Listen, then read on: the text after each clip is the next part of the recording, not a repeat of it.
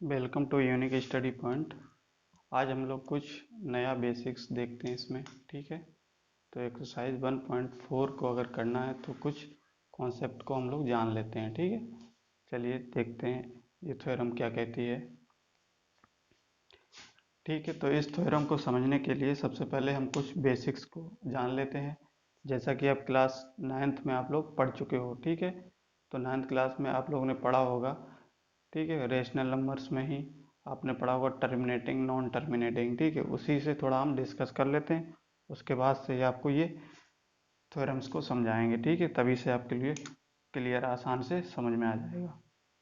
तो चलिए, जैसा कि हम जानते हैं कि आपका जो भी नंबर्स होता है, ठीक है, टर्मिनेटिंग होगा या नंबर्स जो आपका रेशनल नंबर होगा। ठीक है, क्या है, कोई भी आपका जब रेशनल नंबर होता है, यानी कि रेशनल नंबर होगा, वो कैसा होगा नेचर का, या तो टर्मिनेटिंग का होगा, टर्मिनेटिंग नेचर का, और या तो नॉन टर्मिनेटिंग, नॉट टर्मिनेटिंग। ठीक है, यही होगा, नॉट टर्मिनेटिंग एंड रिपीटिंग,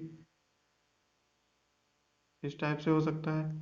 तो टर्मिनेटिंग नंबर क्या होता है, यानी कि एक टर्मिनेटिंग नंबर ऐसा नंबर जो एक पॉइंट के बाद वो अपने आप को टर्मिनेट कर देता है, यानी कि एक पॉइंट के बाद अपने आप को वो कुछ डेसिमल तक टर्मिनेट कर देता है, तो वो नंबर कहलाता है टर्मिनेटिंग। जैसे सपोज करो हमारे पास नंबर क्या है 35, यानी कि क्या है, ये डेसिमल के 2 डिजिट बाद आपका नंबर कैसा हो गया, टर्मिनेट हो गया, यानी कि तो हम कह सकते हैं ये कैसा नंबर है, टर्मिनेटिंग नंबर है।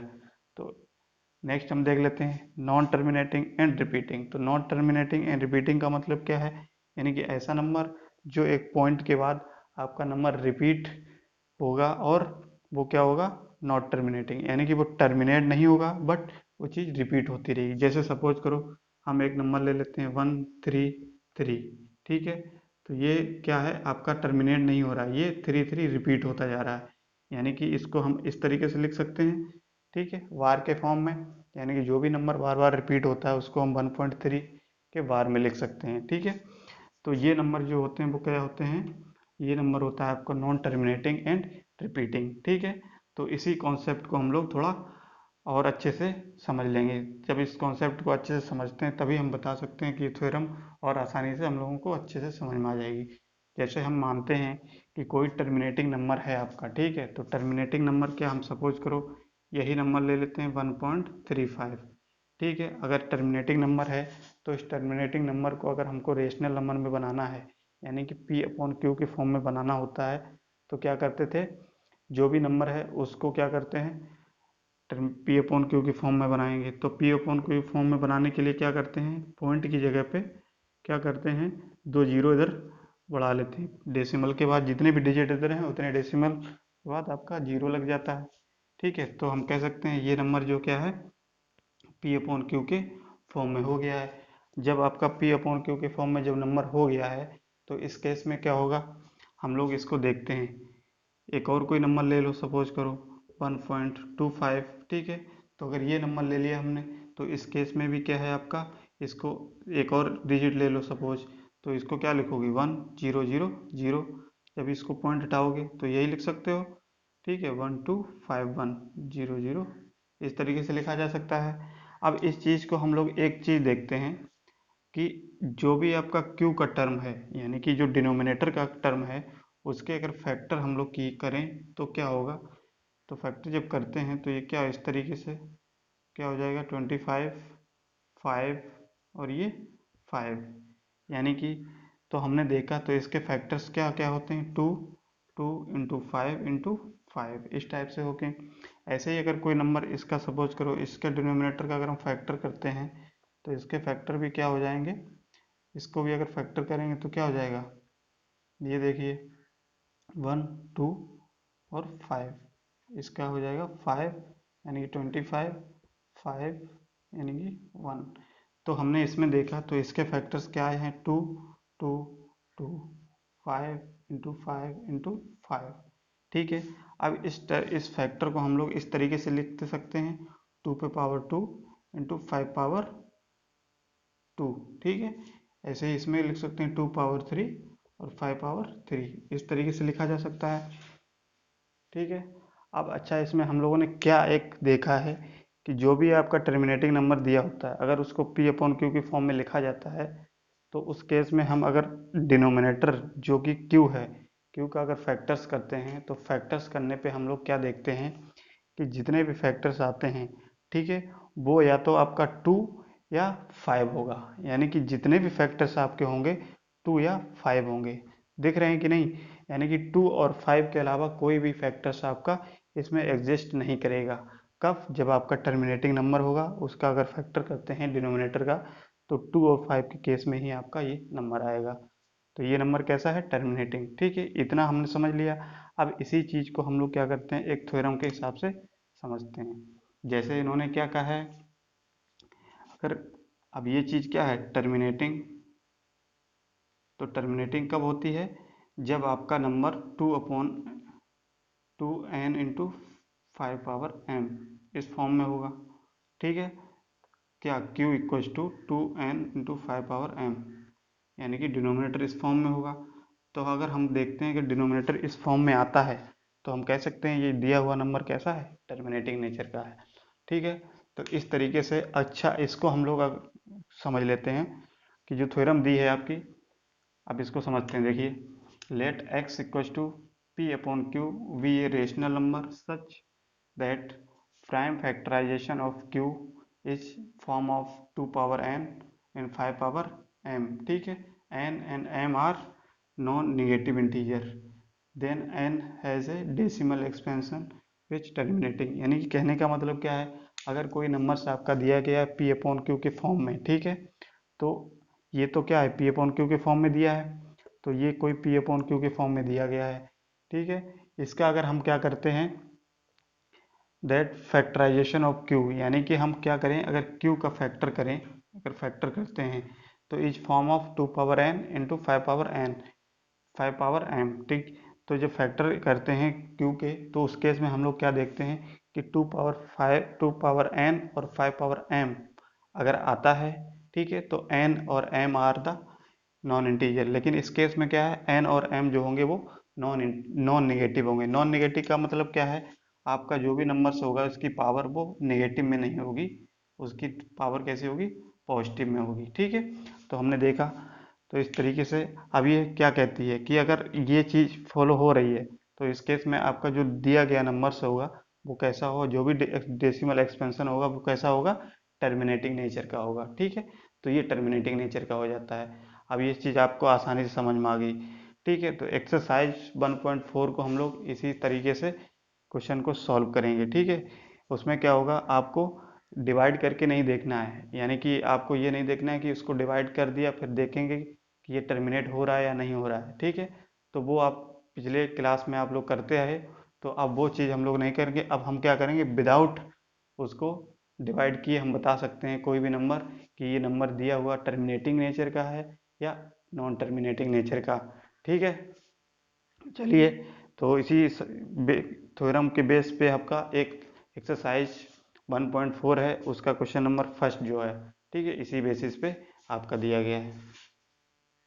तो अब हम लोग देखते हैं कि एक्सरसाइज 1.4 का क्वेश्चन नंबर 1, इसमें क्या कहा है कि without performing actually long division state whether the following rational number will be terminating decimal expansion और नॉन टर्मिनेटिंग रिपीटिंग डेसिमल। ठीक है, यानी कि हमको क्या बताना है क्वेश्चन नंबर फर्स्ट में कि ये दिए हुए नंबर्स कैसे हैं, आपको ये बताना है कि ये टर्मिनेटिंग नेचर का होगा या नॉन टर्मिनेटिंग नेचर का होगा। ठीक है, लेकिन कैसे बताना है, आपको विदाउट लॉन्ग डिवीजन, आपको डिवाइड करके नहीं बताना है। ठीक है, तो 9th क्लास में आप लोग बताते थे, उसको नंबर्स को क्या करते थे, डिवाइड कर लेते थे और आप बता देते थे कि ये टर्मिनेटिंग नेचर का होगा या नॉन टर्मिनेटिंग नेचर का। लेकिन अब यहाँ क्या है, आपको बिना डिवाइड किए हुए बताना है कि आपका नंबर दिए गए हैं ये टर्मिनेटिंग नेचर के हैं या नॉन टर्मिनेटिंग नेचर के।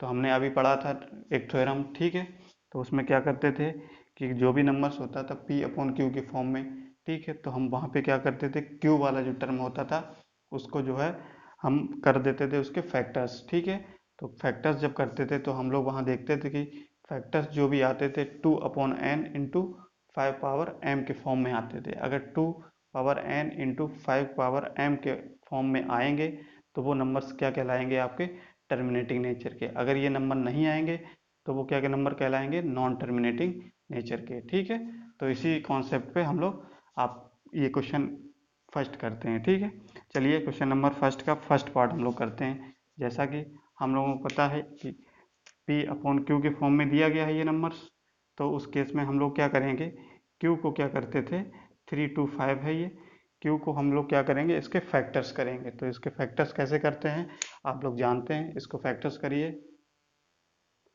तो जब हमने क्या किया, P अपॉन Q के फॉर्म में ये नंबर दिया गया है, तो इसमें क्या है, डिनोमिनेटर यानी कि Q के फैक्टर्स किए हैं। तो Q के फैक्टर्स जब करते हैं तो आप देखते हैं कि फैक्टर्स क्या आते हैं इसके, ये फैक्टर्स आ जाएंगे। ठीक है, तो फैक्टर्स जब आ गए तो हम लोगों ने देखा कि अगर टर्मिनेटिंग नेचर का होगा तो वो फॉर्म किस फॉर्म में होने चाहिए, 2 पावर इंटू 5, 2 पावर n और 2 पावर m, 5 पावर m के फॉर्म में होना चाहिए नंबर्स। तो हम कह सकते हैं जो दिया हुआ नंबर वो क्या है, टर्मिनेटिंग नेचर का होगा। ठीक है, अगर नहीं है तो आपका नॉन टर्मिनेटिंग नेचर का है। तो हमने देखा फैक्टर किए, फैक्टर करने के बाद हमने क्या किया, इस फॉर्म में लिख लिया। तो इस फॉर्म में हमने लिखने के हमने देखा कि 5 पावर m यानी कि m की वैल्यू हमने देखा कितनी, 5 आ गई, यानी कि हमको ये नंबर मिल गया। बट ये चीज़ हमको नहीं दिख रही है, लेकिन दोनों होना चाहिए। जब ये आप सपोज करो 2 पे पावर अगर सपोज करो 0 है ना, तो 2 पावर सपोज 0 का मतलब क्या है, इसकी वैल्यू 1 होती है। तो यहाँ पे क्या मतलब है, 1 है कि नहीं। तो अगर इसको हम लिखना चाहेंगे इस तरीके से भी तो लिख सकते हैं, 2 पावर 0 ऐसे लिखा जा सकता है। तो हम कह सकते हैं कि ये जो नंबर्स हैं, ये जो नंबर्स क्या हैं, इस फॉर्म में दिए गए हैं, दिए गए कि नहीं। तो इस फॉर्म में जब दोनों नंबर्स दिए गए हैं तो हम कह सकते हैं कि ये जो नंबर है आपका कैसा है, टर्मिनेटिंग नेचर का है। तो हम कह सकते हैं ये क्या है, टर्मिनेटिंग नेचर का है। ठीक है, इस तरीके से आपको सारे क्वेश्चंस करने हैं इसमें। तो आपका इस फॉर्म में निकल गया, देखा हमने इसके फैक्टर्स क्या इस फॉर्म में आ गए हैं। जब कुछ नहीं होता है तो उसको 2 पावर 0 एज्यूम कर सकते हैं, 2 पावर 0 एज्यूम करेंगे तो ये इस फॉर्म में बन गया। n बराबर यहाँ पे क्या है, 0 हमने एज्यूम किया, तो 0 वैल्यू 2 पावर कुछ भी 0 होता है उसकी वैल्यू 1 होती है। ठीक है, तो इसी तरीके से हम लोग क्वेश्चन नंबर 1 का पार्ट सेकंड करते हैं। तो पार्ट सेकंड में क्या कहा है, इसको भी हमको बताना है टर्मिनेटिंग नेचर का या नॉन टर्मिनेटिंग नेचर का। तो ये नंबर हमारे पास दिया है 17/8। ठीक है, तो ये दिया हमने देखा, तो ये भी क्या है, P अपॉन Q के फॉर्म में। तो सबसे पहले हम लोग क्या करते हैं, जो भी डिनोमिनेटर दिया है उसके फैक्टर्स कर लेते हैं। यानी कि डिनोमिनेटर क्या दिया है, Q। ठीक है, तो Q क्या दिया, 8। तो इसके हम लोग क्या करते हैं, फैक्टर्स कर लेते हैं। तो इसके फैक्टर्स जब करेंगे तो ये क्या हो जाएगा, 2 और 2। ठीक है, तो हमने देखा कि ये फैक्टर्स क्या आए हैं, 2, 2 पावर 3, 2 पावर 3 लिख सकते हैं। और जब कुछ नहीं होता यहाँ पे तो इसकी पावर हमें इस किस फॉर्म में बनाना है, 2 पावर n और 5 पावर m, इस फॉर्म में बनाना है। जब यहाँ पे कुछ नहीं है तो कहने का मतलब हमारा 1 होगा। तो 1 होगा तो 1 को हम कैसे लिख सकते हैं, 5 पावर 0, इनको इस तरीके से लिख सकते हैं। तो हमने इस फॉर्म में इसको बना लिया। तो हमने देखा कि ये इस फॉर्म में बन गया आपका नंबर। जब इस फॉर्म में नंबर बन गया तो हम देख रहे हैं कि जो दिया गया नंबर वो कैसा होगा, टर्मिनेटिंग नेचर का हो। तो हम कह सकते हैं तो ये टर्मिनेटिंग नेचर का है, टर्मिनेटिंग नेचर। ठीक है, इस तरीके से आपके सारे क्वेश्चंस आपको सॉल्व करने हैं। ठीक है, कुछ नहीं है, बस क्या करना है आपको, इस फॉर्म में बनाना है। अगर नहीं दिया है, अगर नहीं बन रहा है तो उस केस में आपका नॉन टर्मिनेटिंग हो जाएगा। ठीक है, चलिए नेक्स्ट क्वेश्चन और करते हैं इसमें। तो थर्ड पार्ट में हम लोग देखते हैं क्या, ये भी क्या है, किस फॉर्म में दिया गया है, P अपॉन Q के फॉर्म में। ठीक है, तो Q बराबर यहाँ पे क्या है, 5 4 5 5। ठीक है, ये दिया गया है। तो क्या करेंगे, जो भी डिनोमिनेटर दिया होता है उसका फैक्टर्स कर लेते हैं। तो हमने इसके फैक्टर्स किए। जब हमने फैक्टर्स किए तो हमने देखा कि 5 इंटू 7 इंटू 13। ठीक है, इसमें हमने देखा कि हमको 2 पावर n और 5 पावर m इस फॉर्म में इसके फैक्टर्स आए हैं या नहीं आए, इससे कंपेयर कराएंगे। तो हमने देखा इसके फैक्टर्स इस फॉर्म में नहीं आए हैं, क्योंकि आपका इसमें 7 भी है और 13 भी है। यानी कि जब भी टर्मिनेटिंग नेचर का होता है तो उसमें केवल यही नंबर्स होने चाहिए, यही फैक्टर्स होने चाहिए, इसके अदर कोई भी फैक्टर्स नहीं होने चाहिए। ठीक है, तो इसमें 7 आ गया, 5 आ गया। अगर ये दोनों ना होते तो हम कह सकते थे ये टर्मिनेटिंग नेचर का है। तो जब ये 7 और 13 आ गए इसके फैक्टर्स, तो हम कह सकते हैं दिया हुआ नंबर कैसा है, नॉन टर्मिनेटिंग। ठीक है, तो ये क्या हो जाएगा, non terminating, non terminating nature का। ठीक है, non terminating and repeating, repeating. ठीक है, इस तरीके से आपको इसमें सारे पार्ट्स करने हैं। इसमें 4-5 पार्ट्स और हैं, वो आप इसी तरीके से करेंगे। जो भी आपका डिनोमिनेटर दिया है उसके फैक्टर्स निकालेंगे, और फैक्टर्स निकालने के बाद उसको हम देखेंगे फैक्टर्स को 2 power n into 5 power m के फॉर्म में दिया गया है या नहीं दिया गया। इसके अलावा कुछ और आता है तो वो नंबर से आपका नॉन टर्मिनेटिंग हो जाएगा। ठीक है, चलिए आप लोग इसको और पार्ट्स हैं उसको जो है ट्राई करिए। अगर नहीं आता समझ में तो आप कमेंट सेक्शन में पूछ सकते हैं। ठीक है, तो हम वो भी करा देंगे आपको। चलिए आज इतना ही रखते हैं। ठीक है, थैंक यू।